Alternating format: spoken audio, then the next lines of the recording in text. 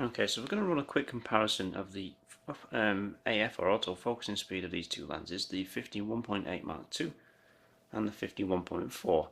On the 500D that this demo is being done on, I'm using the center AF point, so there's no inconsistencies with the camera choosing the autofocus points, and it's focused on an object about half a meter away, which is just a box really.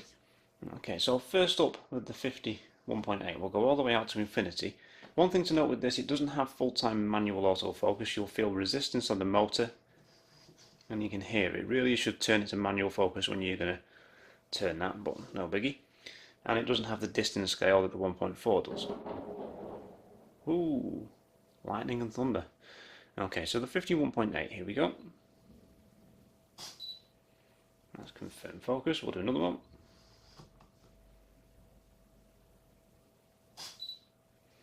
And one more out to infinity. There we go. Okay, so now we'll go all the way out, or all the way back to macro. Not that it's a macro lens. Okay, so that's the 51.8, and you can hear it's quite aggressive in its movement as it stops and adjusts. And I think sometimes that's where it can kind of miss autofocus, especially if the lens starts hunting. It's not a major issue with it, just sometimes it can in low light. So we'll switch the lenses out now, and we'll put the 1.4 on. There we go. So the 51.4, let's go all the way to infinity. Great weather for a bank holiday weekend. Rain, thunder and lightning. Okay, here we go. That's the 1.4 from infinity until it's focused.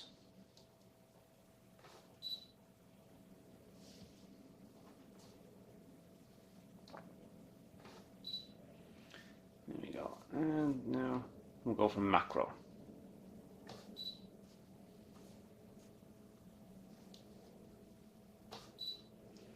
So not really a huge difference in the focusing speed between these two.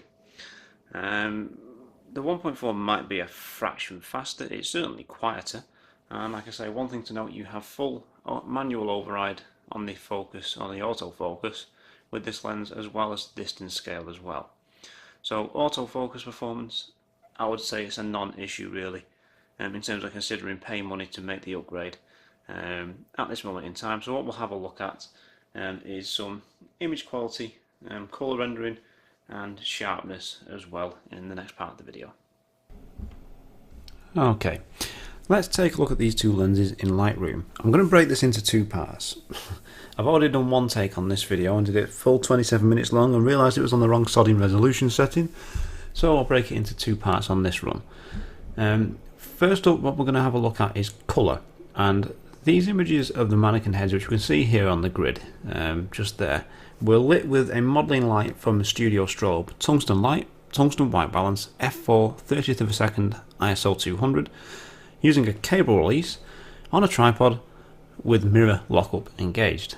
So we'll do a comparison of the raw files only. Yeah. And we have here on the left the 51.8, if I just scroll down, 51.8 on the left and the 51.4 on the right. Not a whole lot in it. The 1.8 I would say has a little bit more green in it, the 1.4 a little bit more magenta. Colour differences, not a whole lot in it really. So we'll zoom in, and don't judge sharpness on these images, by the way, we've got something else for that, and not a whole lot of difference. Okay, we've probably lost a little bit due to some flare for the 1.8. It is certainly more prone to flare than the 1.4. The light was pretty close to it, and I ran these without the lens hoods on because I didn't have a lens hood for the 1.4, just so we had consistency. But colour wise, don't really care.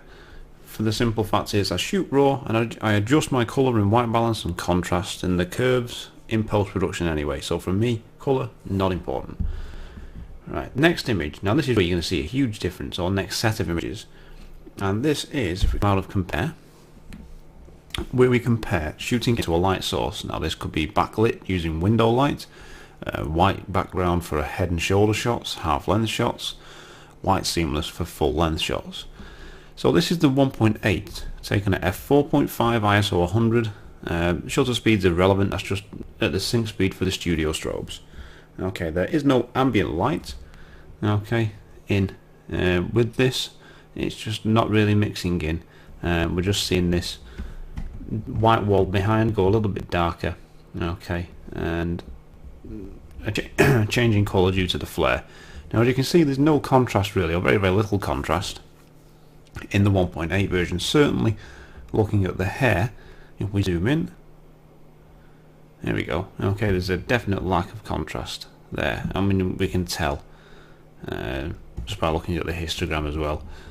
It's just like, ooh, naff all contrast. Now if we look here at the 1.4 version, same setting, f4.5 ISO 100, same flash power, we can see a much better contrast and much better colour rendering this image due to the greater contrast. Okay, so it's holding up shooting into a light source far better. Now using a lens hood won't help you shooting directly into a light source. It will help you if your light's coming from the side across your lens. Certainly going to help you if you're shooting using a shoot through umbrella and you're working very close to it, as in you're sticking your camera lens kind of underneath it. So it's certainly going to help reduce flare there. Next go to is f4 on the f1.4 lens. So I've opened up a third of a stop, letting more light in, and it's still holding contrast far better than the 1.8 version is at the original exposure 4.5. So we've got the 1.4 left, 1.8 on the right. So we can see a difference there. Okay, we'll just zoom in, and we can see definite difference in how it holds contrast. The 1.4 on this left side is faring much better. Okay, now if we come out of compare on that, if we go to the 1.4 lens cranked up to 3.5, okay, it's still holding contrast better than the 1.8 was at 4.5. So we've got the 1.4 here and the 1.8 there. Okay, and we can still see that even though we've cranked the exposure for the 1.4 lens, there's definite difference in contrast. Now this is probably the only thing between these two lenses, that maybe the build quality, that would make me consider changing to the 1.4 at some point, but I'll give you my verdict at the end of part 2 anyway.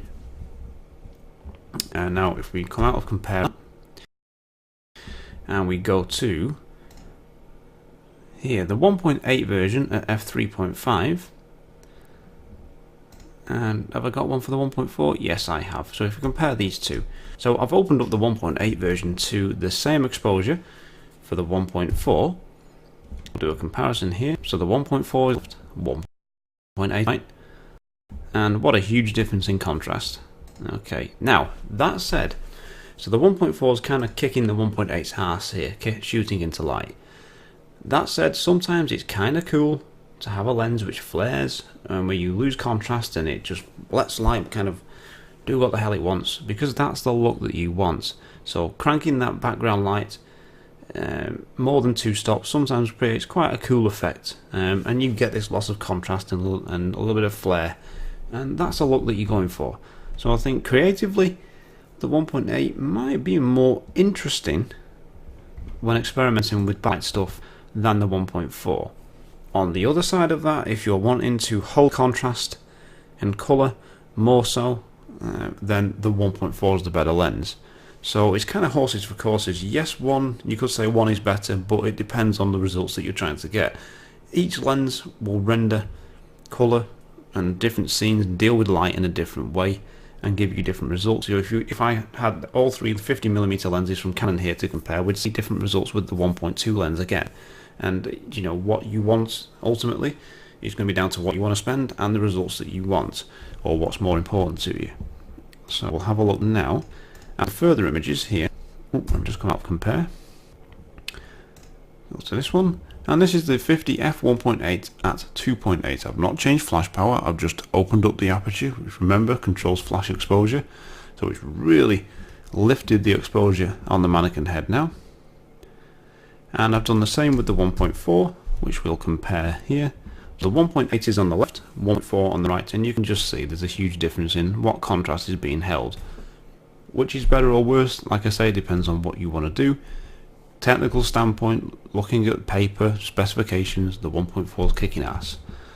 Okay, so we'll go now into part 2 of the video. Okay, so we've looked at the autofocus speed on this one, and there's no real difference between the two, and colour and how it handles shooting into light. So what we'll do is, just to quickly summarise what we've got so far, we've got a better build quality with 1.4, a focusing scale, full-time manual focus, whereas with the 1.8 ideally you need to switch it to manual focus, and you know, obviously we've got that metal mount as well and the build quality. The 1.4 and 1.8 on colour are pretty close, to the point where it's a non-issue as far as I'm concerned, because you could even correct that in post-production anyway with JPEG. Holding contrast shooting into a light source, the 1.4 is hands down the clear winner. So if that's a real important factor to you, then it might be the lens for you to go for at this stage. You know, you could probably stop watching the rest of the video and then go for that one. But what we'll do now in part 2 of the video, okay, because I don't want this to go on for too long, is we'll look at the sharpness, which is where you can see the pictures of the tiled wall, as well as the bokeh. So the out of focus highlights and the out of focus areas on some images in part 2. So thanks for watching this one. If you've got any comments or questions in relation to this video or this part of the video, then stick them in the comments below, and don't forget to go and check out my other channel as well, New to Photo and newtophoto.com, and I'll see you guys in part 2, where we have a look at image sharpness, center and edge, and bokeh of these two 50mm lenses from Canon.